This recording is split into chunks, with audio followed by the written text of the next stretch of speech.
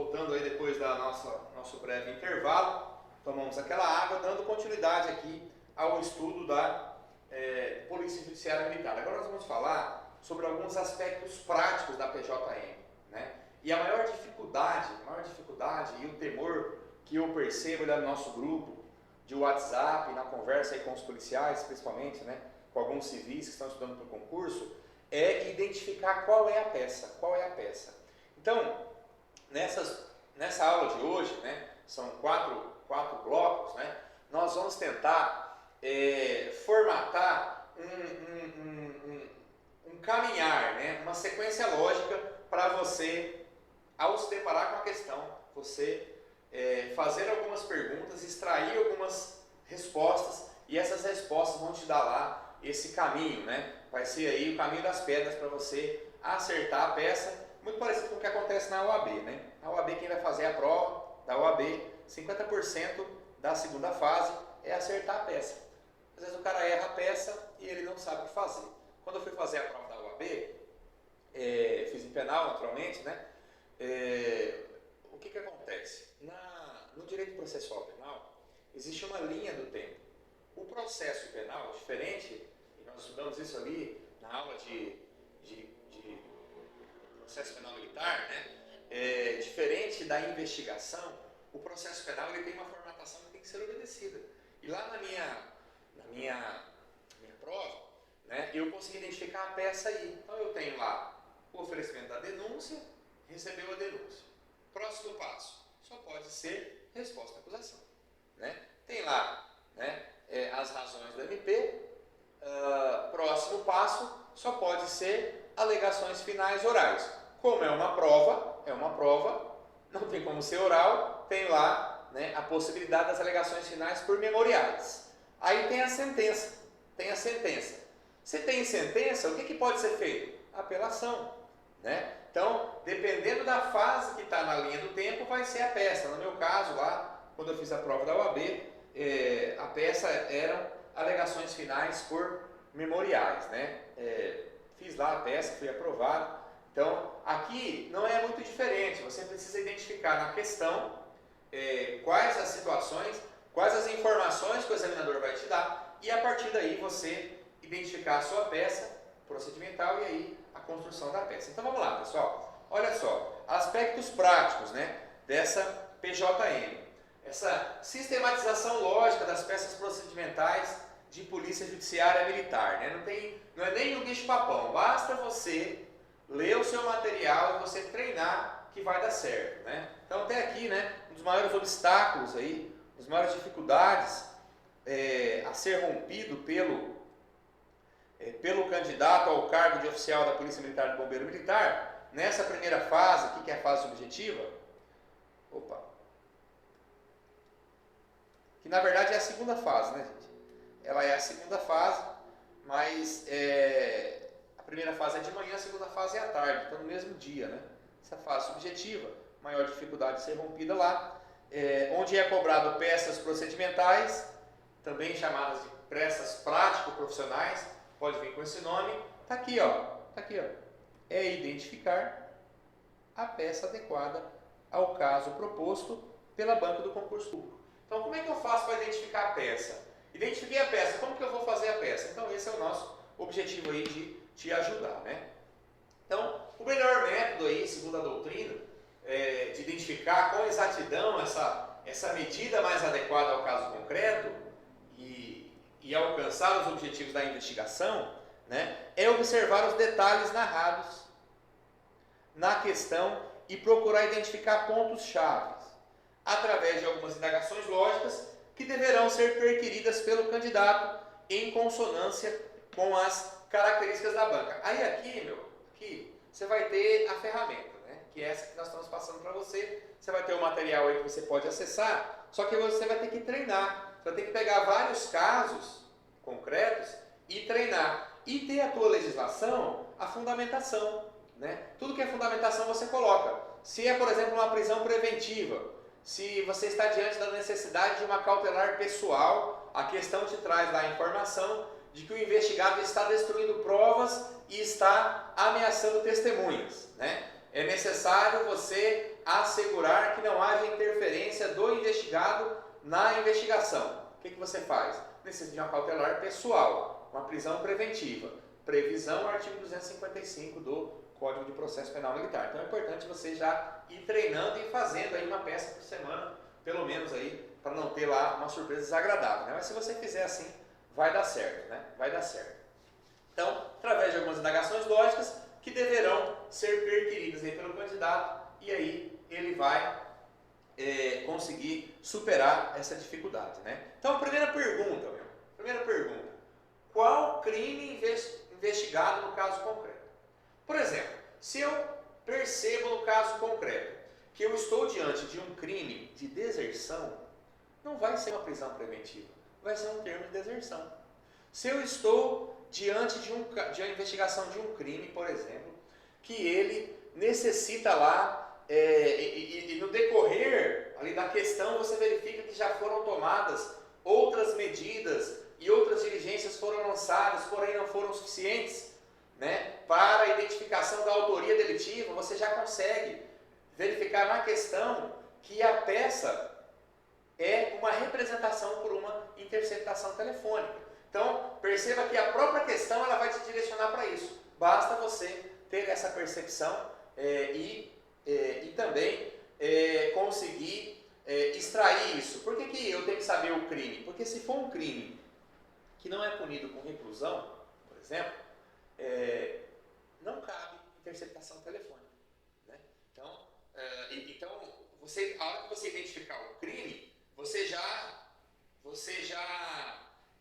isola, né, cancela várias possibilidades, ou você inclui outras possibilidades. Por exemplo, se for uma organização criminosa, se for lavagem de capitais, você consegue incluir lá até outras possibilidades de cautelares, né? Então, qual crime a ser investigado, né? É o primeiro passo que deve ser seguido. Ao nos depararmos com a questão trazida, deve-se identificar de imediato o crime investigado, pois isso trará um direcionamento acerca da peça mais adequada. Aqui é mais, né, gente? Fazer uma observação aqui, né? Tem um i, né? Mais adequada. Pois, dependendo do tipo de crime, restarão descartadas algumas modalidades de cautelares e poderão aí ainda incidir outras, né? Nesse sentido, devemos sempre nos ater ao crime investigado, o qual nos permitirá fazer uma avaliação prévia sobre as possibilidades, nos trazendo uma visão inicial do caminho a ser seguido. Então, primeira pergunta, qual crime eu estou investigando? Né? Você vai tirar isso lá da sua questão.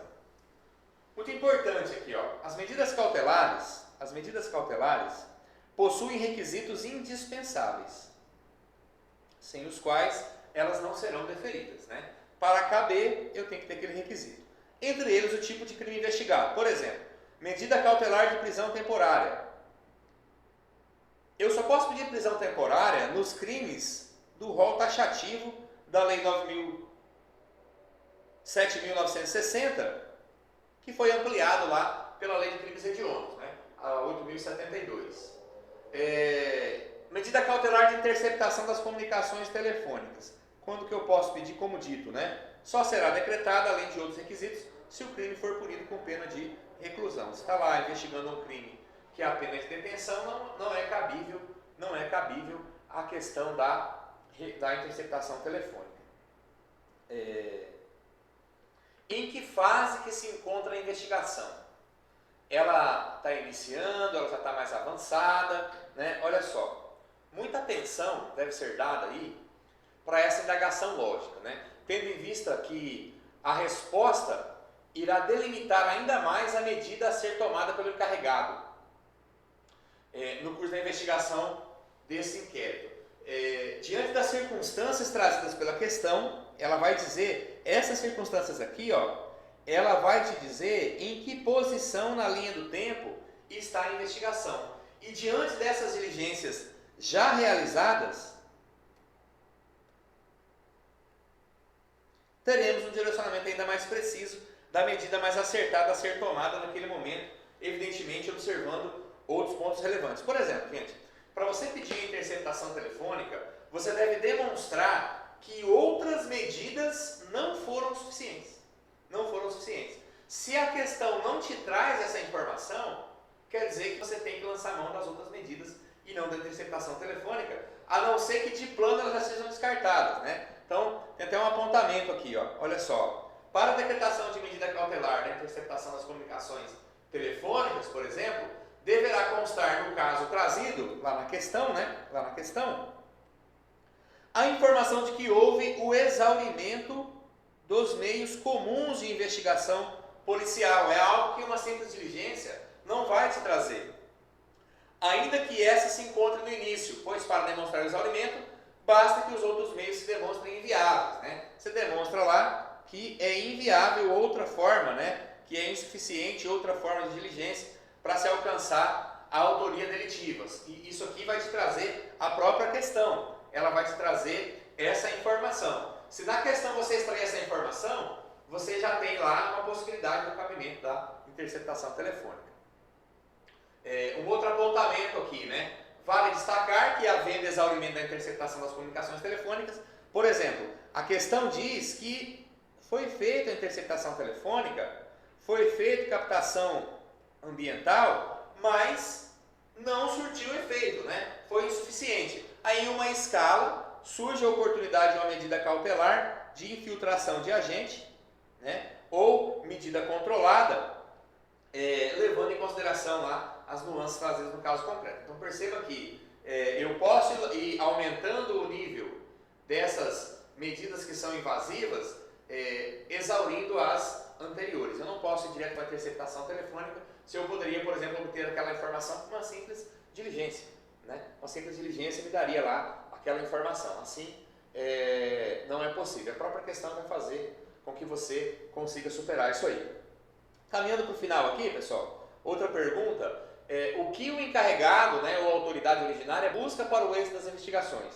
Tem que ficar claro o que você está querendo, né? É a última e mais relevante pergunta para que finalmente seja encontrada a peça exata a ser apresentada no caso concreto, de acordo com os objetivos buscados no inquérito policial militar. Então, no caso concreto, na questão que vai ser apresentada, vai mostrar indicativos acerca do objetivo pretendido pelo encarregado, né?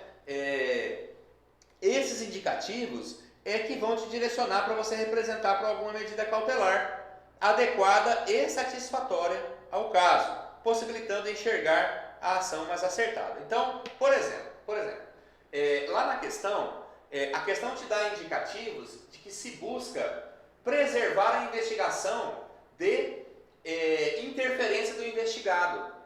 Você já tem ali a possibilidade de uma medida cautelar pessoal prisional, né? Que seria lá a amenagem ou a prisão preventiva, ou uma medida cautelar não prisional, o 319 e 320. Por exemplo, eu fui encarregado de um inquérito, isso foi um fato real, em que houve um crime militar grave em lugar sujeito à administração militar. Dentro do quartel da Polícia Militar, houve lá um crime sexual. E quando foi representado pelas medidas cautelares, não foi de prisão, foi de proibição de frequentar locais, ele foi proibido de frequentar a cidade, proibido de frequentar o quartel, proibido de fazer contato com as testemunhas, né, que eram os outros policiais, e proibido de fazer contato com a vítima. E para ter esse controle foi colocado uma tornozeleira eletrônica, né? Foi deferido pelo juízo e esse policial militar, ao final, lá, acabou sendo denunciado, né, pelo crime de estupro de vulnerável, que é muito grave, né, ainda mais se tratando de local sujeito à administração militar, mas só um exemplo para vocês verificarem aí, que o caso concreto, ele vai te dar esses indicativos desse caminhar que você vai fazer, né? Caso conste, no caso concreto, por exemplo, que se pretende, está aqui, né? Se pretende buscar alguma medida que assegure, que proteja no curso das investigações, para que esta seja exitosa, sem interferência externa do investigado, pensaremos em regra uma medida cautelar prisional ou não prisional, como no exemplo aí que eu trouxe para os senhores, né? Se restar demonstrado que estamos diante de uma investigação mais complexa, envolvendo, por exemplo, uma organização criminosa, que vai requerer lá uma diligência mais específica, objetiva-se buscar elementos probatórios importantes ao inquérito com essa cautelar, né? De um futuro processo, os quais não podem ser obtidos por outros meios extrajudiciais, seriam diligências comuns, né? Há um forte indicativo de que a medida mais adequada seja alguma cautelar de natureza probatória. Há o exemplo da interceptação das comunicações telefônicas, da busca e apreensão, da quebra do sigilo bancário, da quebra do sigilo fiscal, entre outras aí. Aqui, pessoal, muito importante, né? Nós não podemos confundir na hora da nossa prova, a medida cautelar de busca domiciliar com a medida de sequestro de bens. Então, o sequestro de bens, como dito lá, você vai assegurar para que aquele bem, móvel ou imóvel, não seja dilapidado lá pelo investigado para assegurar que ele possa ressarcir os prejuízos que ele causou, né? Ou que ele vá ressarcir mesmo que com essa obtenção indireta, né? Ele ganhou dinheiro com uma ação criminosa, pela participação na organização criminosa, e com isso ele comprou uma casa. Tem que sequestrar aquele bem lá e disponibilizar para ele. Isso é uma coisa. Sequestro é uma medida cautelar assecuratória.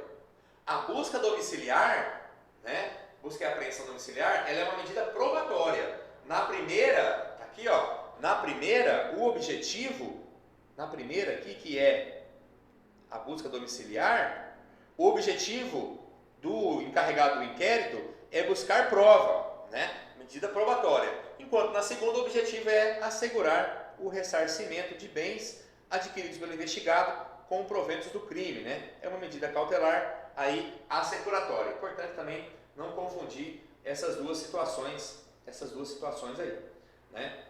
Nesse sentido, com base nas informações trazidas pelo caso concreto, devemos ficar sempre atentos ao objetivo pretendido, a última pergunta, né, pelo encarregado, a autoridade, para que a investigação seja exitosa. Olha só, gente, olha só, já finalizando aqui, né, é a terceira pergunta. Dessas três perguntas, a terceira fala: o que você quer? Se você quer assegurar o ressarcimento, vai ser uma cautelar assecuratória. Se você quer uma prova, vai ser uma cautelar probatória, né? Pode ser prisional, pode ser não prisional. Então, siga essa sequência lógica. Faça lá as suas anotações. Vamos fazer dessa construção. No próximo bloco, nós vamos estudar aí essa formatação das peças procedimentais, e depois nós vamos entrar aí nas peças propriamente ditas. Tudo bem, pessoal? Colocando aqui, né? Não é dia difícil, né? O último foi ontem. Isso aqui só relembrando, né? É o lema lá dos Navy SEALs, né? Se você achar que está cansado, se você achar que está difícil, aí lembre-se que o único dia fácil foi ontem. Você tem que se superar. Tudo bem, pessoal? Vamos lá para o nosso intervalinho. Voltamos aí no próximo bloco para que nós possamos aí dar continuidade ao nosso aprendizado. Até mais!